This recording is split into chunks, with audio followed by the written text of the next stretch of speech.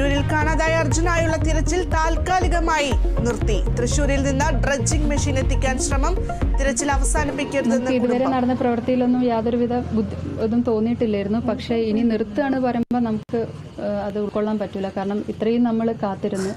അപ്പം ഇനിയും ഇതിന് പല കാര്യങ്ങളും പറഞ്ഞിട്ട് നിർത്തുക എന്ന് പറയുമ്പോൾ നമുക്കത് അക്സെപ്റ്റ് ചെയ്യാൻ പറ്റില്ല. അത് പെട്ടെന്ന് തുടർന്ന് പോകണം എന്ന് തന്നെയാണ് ഇതുവരെ നടത്തിയ രക്ഷാപ്രവർത്തനം. പ്ലസ് അഡീഷണൽ ആയിട്ട് വേണ്ട എല്ലാ രീതിയിലുള്ള ടെക്നോളജികളും കാര്യങ്ങളുമായിട്ട് മുന്നോട്ട് തന്നെ പോകണം എന്നാണ് നമുക്ക് പറയാനുള്ളത്.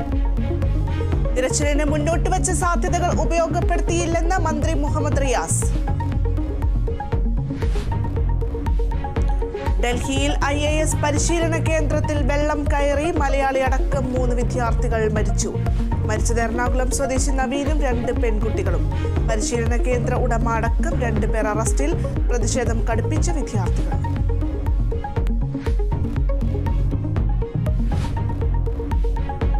തിരുവനന്തപുരം വഞ്ചിയൂർ ചെമ്പകശ്ശേരിയിൽ സ്ത്രീക്ക് വെടിയേറ്റു. കൈക്ക് പരിക്കേറ്റ ഷിനി ചികിത്സയിൽ. ആക്രമിച്ചത് കൊറിയർ നൽകാൻ നിന്ന വ്യാജേന എത്തിയ സ്ത്രീ. ശകല ആഞ്ഞതും ഇവിടുന്ന് ഇങ്ങനെ എടുത്തിട്ട് വെടിവെച്ചു. ഉള്ളം കയ്യിൽ വെടിയുണ്ട്. അതിൻ്റെ കൂടെ 2 വെടി സൈഡിലോട്ട് താഴെ ടിപ്പ് ടിപ്പ് എന്ന് 2 വെടി വെച്ചു. അന്വേഷണം ഊർജിതം. കേരളത്തിലെ കോൺഗ്രസ് തർക്കങ്ങളിൽ ഇടപെട്ട AICC മാധ്യമ വാർത്തകളിൽ അതൃപ്തി രേഖപ്പെടുത്തി നേതൃത്വം. വാർത്ത ചോർത്തുന്നവർക്കെതിരെ നടപടിയെടുക്കാനും നിർദ്ദേശം. KPCC അച്ചടക്ക സമിതിക്ക് കത്തയച്ച ദീപാദാസ് മുൻഷി. മുഖ്യമന്ത്രി ശൈലി മാറ്റേണ്ടതില്ലെന്ന് വെള്ളാപ്പള്ളി നടേശൻ. 3ാമതും ഇടതുമുന്നണി അധികാരത്തിലെത്തും.